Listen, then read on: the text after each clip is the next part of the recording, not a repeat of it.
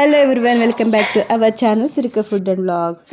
ఇంకొక వ్లాగ్ అనేది మీతో షేర్ చేసుకుంటున్నాను. అంటే నేను అంతకుముందు లాస్ట్ టైం పెట్టిన వ్లాగ్ ఇది కంటిన్యూషన్ అనుకోండి.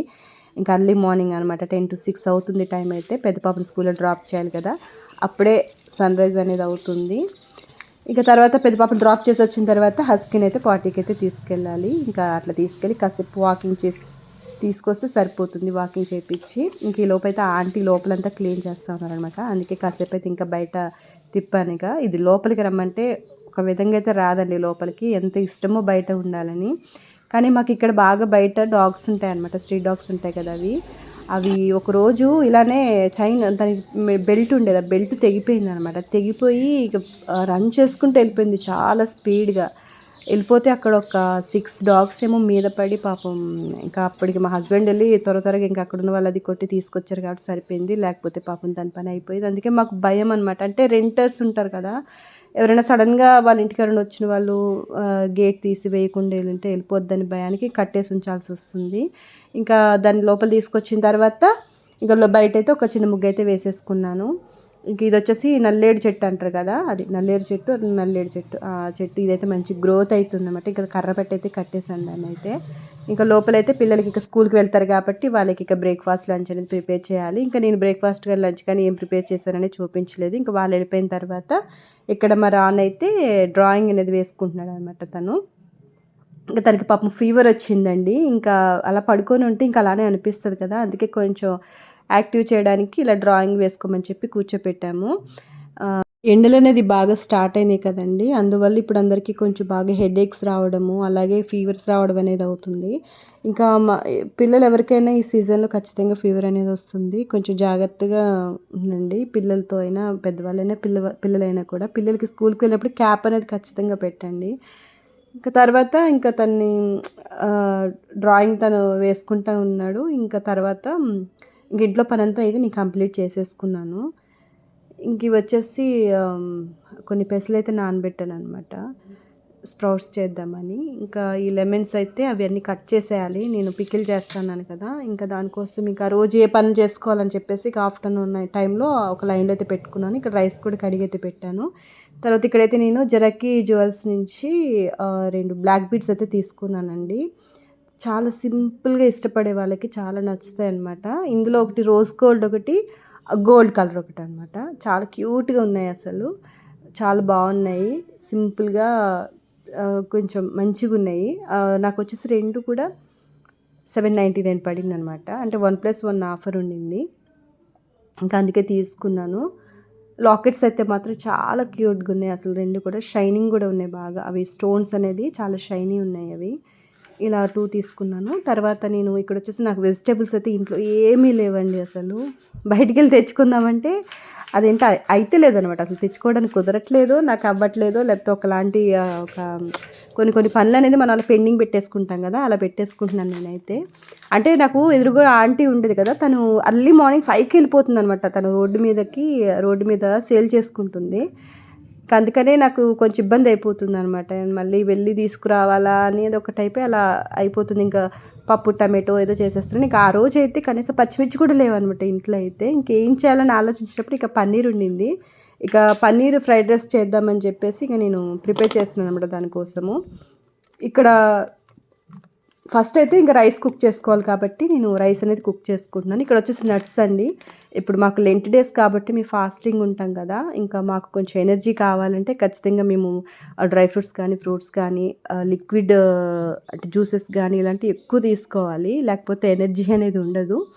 ఇక అంటే ఇలా సెపరేట్గా జీడిపప్పు, బాదం ఇవన్నీ ఉన్నాయి, కానీ ఇక అలా విడివిడిగా వేసుకోవాలంటే కొంచెం తెలియనిది ఇది వస్తుంది. ఇక అందుకని ఇంకా అవన్నీ ఎందుకని చెప్పేసి ఇట్లా మిక్స్డ్ డ్రై ఫ్రూట్స్ అనేది తీసుకొచ్చామన్నమాట. ఎక్కువ దీంట్లో బెర్రీస్ ఇవన్నీ ఎక్కువ ఉన్నాయి.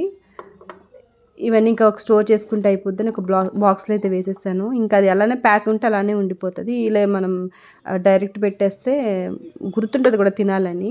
అయినా గుర్తున్నట్టు తింటాం లేండి ఇక, ఎందుకంటే మాకు కావాలి కాబట్టి ఎనర్జీ తప్పదు. ఇంకా ఆఫ్టర్నూన్ టైంలో అయితే మజ్జిగ అయితే ఇక ప్రిపేర్ చేస్తున్నాను మా హస్బెండ్ కోసము. ఇంకా కొంచెం సాల్ట్, లెమన్ యాడ్ చేసేసి కూల్ వాటర్ వేసి చక్కగా ఇది మెల్ట్ చేస్తే సరిపోతుంది. నేను ఎక్కువ మజ్జిగ అయితే ఇలానే ఎక్కువ ప్రిపేర్ చేస్తానండి. సింపుల్గా ఒక గ్లాస్ అయితే ఒక మనిషి తాగేయచ్చు మంచిగా. ఇది మనకి టప్పర్వేర్ అంటారు కదా, అట్లా మనకి బాటిల్ నుంచి లీకేజ్ కూడా ఉండదన్నమాట ఈ బాటిల్స్లో. మజ్జిగ కూడా చాలా బాగా కలుస్తుంది అన్నమాట, చాలా నీట్గా. అంటే మనకి ఉండవు మజ్జిగలో కొంచెం ఉంటాయి కదా గట్టిగా ఉండలు, ఏమంటారు దాన్ని, అవి అయితే ఉండవు. అంత చక్కగా మెల్ట్ అయిపోయి సాల్ట్ కానీ లెమన్ కానీ, ఇంకా మనం పచ్చిమిర్చి అల్లం కూడా వేసుకొని కూడా చేసుకోవచ్చు. ఇంకా నేను అది చేసేసి ఇక ఫ్రిడ్జ్లో అయితే పెట్టేశాను. ఇంకా తను వెళ్ళినప్పుడు తీసుకుని వెళ్తారని. ఇంకా రైస్ అయితే నేను బాస్మతి రైస్ తీసుకున్నా కాబట్టి కొంచెం కుక్ చేసి అవి కొంచెం ఆరబెట్టాను అనమాట రైస్. తర్వాత ఆయిల్ వేసేసి పన్నీర్ అనేది నేను ఫ్రై చేసుకుంటున్నాను. దాంట్లోనే కొంచెం పసుపు. డోర్ క్లోజ్ చేయి, డోర్ తీసుకున్నా.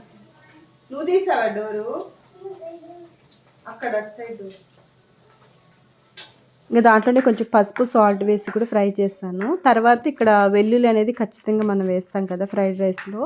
ఇంకా దీన్ని చిన్నగా నేను పీసెస్ కింద చేస్తున్నాను అనమాట. చాప్డ్ అంటారు కదా వెల్లుల్లి, అలా చేస్తున్నాను అనమాట. ఇవైతే ఇంక ఇవి చిన్న పీసెస్ కింద కట్ చేసుకున్న తర్వాత ఇంకా నేను పన్నీర్ అయితే నేను ఏ అయితే ఆయిల్ వేయించానో దాంట్లోనే కొంచెం ఆయిల్ వేసేసి ఫస్ట్ ఈ వెల్లుల్లి ముక్కలు అయితే వేసాను. ఇది కొంచెం ఫ్రై అయిన తర్వాత ఆనియన్ అది కూడా వేసి ఫ్రై అయితే చేస్తున్నాను అనమాట. ఇంకా అవి బాగా వేగిన తర్వాత కొన్ని క్యారెట్ కూడా కట్ చేసుకున్నాను, క్యారెట్ ముక్కలు కూడా. మీకు మొత్తం ఇక అంతా ప్రాసెస్ అనేది చూపించలేదు, అది చెప్పేస్తున్నా చూడండి ఏమేమి కావాలనేది. తర్వాత నేను అవి కూడా ఫ్రై అయిపోయిన తర్వాత నేను పన్నీర్ ముక్కలు అనేది వేసేసాను. తర్వాత కారం, గరం మసాలా, నెక్స్ట్ ఇంకా ఫ్రైడ్ రైస్ మసాలా, కొంచెం టేస్టింగ్ సాల్ట్, అలానే కొంచెం కరివేపాకు, ఇంక ఇవన్నీ వేసి కొంచెం పన్నీర్లో అన్నీ మంచిగా మిక్స్ అయిన తర్వాత నేను రైస్ అనేది యాడ్ చేశాను అనమాట. రైస్లో మనం కొంచెం సాల్ట్ కలుపుకొని మనం పెట్టుకోవచ్చండి, లేదంటే ఇట్లా మనం కర్రీలో కూడా వేసుకొని కలుపుకోవాలి. కాకపోతే ఇక్కడ మనం వేసుకున్నది బాస్మతి రైస్ కాబట్టి మనం గరిటతో తిప్పినప్పుడు రైస్ అనేది విరిగిపోతూ ఉంటుంది అనమాట. అందుకని మనం మనం ఇట్లా తిప్పాలి దాన్ని అయితే చేత్తోనే. ఫిష్ కర్రీ తిప్పుతాం కదా అలా. అయినా కూడా కొంచెం నాకు ఇదైనట్టు అనిపించింది. కొంచెం ధనియా పౌడర్ కూడా వేసాను. ఇంకా అంత అయిపోయిన తర్వాత ఇదన్నమాట. ఇంకా పచ్చిమిర్చి కొత్తిమీర లేదండి, ఇంకా ఏం చేస్తాం, తప్పదు, ఒక్కొక్కసారి అన్నీ ఉండవు కదా, అడ్జస్ట్ చేసుకోవాలి. టేస్ట్ మాత్రం సూపర్ టేస్ట్ వచ్చిందనమాట పన్నీర్ రైస్ అయితే. తర్వాత ఇక నేను ఆలు కర్రీ చేశాను పొద్దున్న పిల్లలకి. మార్నింగ్ లంచ్లోకి నేను మార్నింగ్ వాళ్ళకి వైట్ రైస్ వండేసి ఆలు కుర్మా చేసి పెట్టేశాను. ఇక అందుకనే ఇంకా ఆఫ్టర్నూన్ టైంలో నేను ఇట్లా పన్నీర్ రైస్ అనేది పెట్టుకున్నాను అనమాట. ఎందుకంటే మేము చెప్పాను కదా లెంట్ డేస్ అని, మేము నాన్ వెజ్ అయితే తినము. ఈ 47 days నో ఎగ్ అనమాట ఇంట్లో, ఇంకా ఎగ్ కూడా తినము. ఇక అందుకని ఇంక మొత్తం ఈ 47 days మాకు వెజ్జే మేము ఎక్కువ వండుతూ ఉంటాం అనమాట. ఇంకా ఆ విధంగా అయితే నా లంచ్ అయితే రెడీ అయిపోయింది. మా హస్బెండ్ పెట్టి ఇచ్చేస్తున్నా ఇదైతే. ఇంకా తను వెళ్ళిపోయిన తర్వాత అయితే ఇంకా 3 తర్వాత నేనైతే ఇక లంచ్ అయితే తినేస్తున్నాను. తర్వాత నేను మీకు చూపించాను కదా, నేను ఆల్రెడీ వీడియో కూడా పోస్ట్ చేశాను. ఇది కొని ఆల్మోస్ట్ 1 month. గ్రైండర్ అనేది తెచ్చి 2 months అవుతుందండి. గ్రైండర్ అయితే నేను 2 months నుంచి అది ఓపెన్ చేయకుండా యూస్ చేయకుండా అట్లనే ఉంచాను. ఇంకా ఫైనల్ అయితే నేను ఇంకా ఓపెన్ చేసేసాను అనమాట అదైతే.